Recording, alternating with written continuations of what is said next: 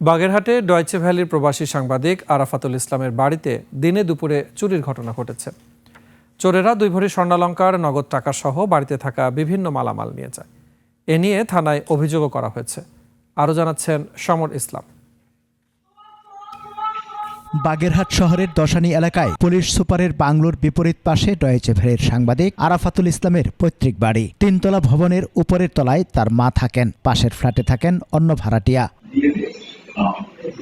CCTV ক্যামেরার ফুটেজে দেখা যায় দুপুর 2টার দিকে দুজন সিঁড়িতে আনাগোনা করছে। পরে তার বাসার তালা ভেঙে ঘরে ঢোকে। সাংবাদিক আরাফাতের মা বাসার ছাদ থেকে নিচে আসলে স্বর্ণালংকার ও নগদ টাকা নিয়ে দৌড়ে পালিয়ে যায় চোরেরা। আরাফাতুল ইসলামের মা আমেনা বেগম জানান, আলমারিতে থাকা 2 ভরির কিছু বেশি স্বর্ণালংকার, নগদ 20,000 টাকা এবং আরাফাতের ব্যবহার করা কিছু জিনিস খোয়া গেছে। ভবনের 2য় তলায় একটি এনজিওর অফিস। তালা ভেঙে চোরেরা ওই অফিসেও প্রবেশ করে। বিকেলে ঘটনাস্থল পরিদর্শন করেছে সদর থানা ও গোয়েন্দা পুলিশের দল। অপরাধীদের শনাক্তে সর্বোচ্চ গুরুত্ব দিয়ে কাজ করার কথা জানায় পুলিশ।